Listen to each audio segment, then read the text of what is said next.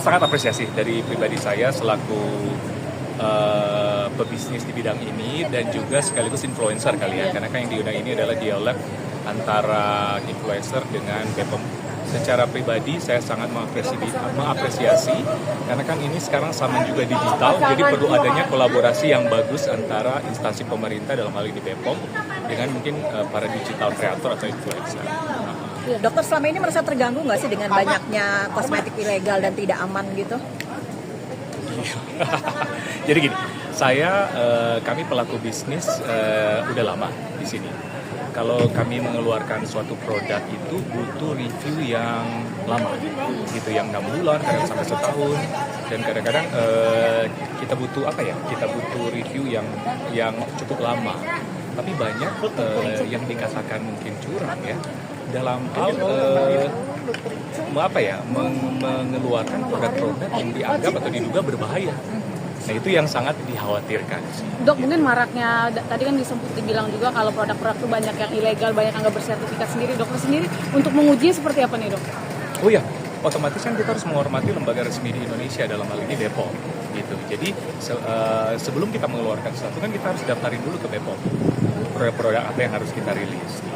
Jadi kita menghormati instansi BPOM. Dokter, tips bagi konsumen untuk memilih produk. Iya benar. Tips cermat. bagi para customer di Indonesia, memang kita harus bijak dalam memilih customer. Pertama, karena lembaga sertifikasi kita ada lembaga BPOM, jadi memang pilihlah produk yang harus ada level BPOM. Bahkan kan sekarang BPOM ada kayak checklist BPOM yang lebih simpel ya. Gitu. Jadi pilihlah produk yang memang berlevel BPOM, itu harus mutlak. Tapi yang beredar di masyarakat kan ada dua jenis ya. Ada yang BPOM, ada yang tadi mungkin dibahas adalah label biru atau kategori obat. Nah itu juga yang harus diperhatikan. Kalau misalnya kategori obat itu harus dengan konsultasi dokter dan resep dokter, tidak bisa dijual bebas. Nah ketika mungkin konsumen ada yang dirugikan, itu sebaiknya harus melakukan apa sih, Dok?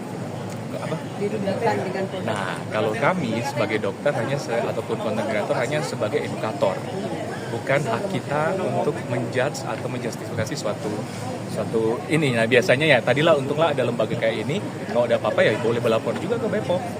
Gitu, karena kalau melanggar hukum juga mungkin ke kepolisian. Sebenarnya kan masyarakat tertarik dengan harga murah tapi hasilnya instan gitu, Dok. Benar. Apalagi di Indonesia itu kan whitening minded. Ini video ya? Iya, Dok. Iya. Oh, oke. Bagus nggak muka gue? Bagus. Kamu nggak dalam ruang ya? Aman ya? Aman ya? Aman. Oh ya, jadi apa tadi? Iya, tadi harga. Oh iya, benar. Harga murah. Apalagi orang Indonesia itu whitening minded. Iya. Jadi pengen putih, harga murah dan pengen putih cepat tuh, wah langsung tuh dibeli tuh. Nah ini yang harus di-aware-kan, karena belum tentu itu yang putih instan itu bagus atau menyehatkan. Ada isi tertentu bahkan kayak merkuri dan sebagainya kan itu tidak bagus, bahkan 3 hari sampai 5 hari itu langsung putih, wah itu yang tidak dibenarkan. Jadi bagi masyarakat Indonesia pokoknya bijaklah dalam memilih skincare yang tepat. Tapi kan permasalahan ini udah cukup lama ya, Dok ya? Sangat lama. Iya. Sangat lama, itulah ada edukasi seperti ini. Sip, ada lagi? Dokter membedakan misalkan kayak skincare yang nggak cocok nih, breakout karena breakout atau karena nggak cocok, seperti apa sih, Dok? Benar. Pertama, ini tipsnya. Untuk kadang-kadang kita bingung ini breakout atau efek tidak cocok dengan skincare. Iya. Breakout itu kan sebenarnya proses adaptasi. Dia beradaptasi karena pengelupasan, dia timbullah komedo.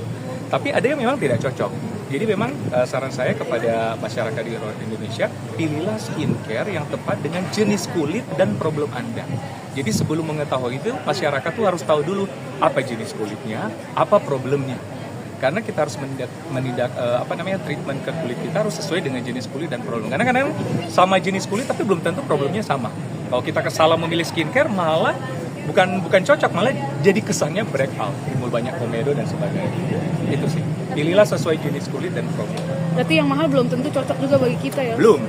Itu, jadi belum tentu, jadi yang mahal belum tentu cocok. Pilihlah isi sesuai dengan jenis kulit dan problem.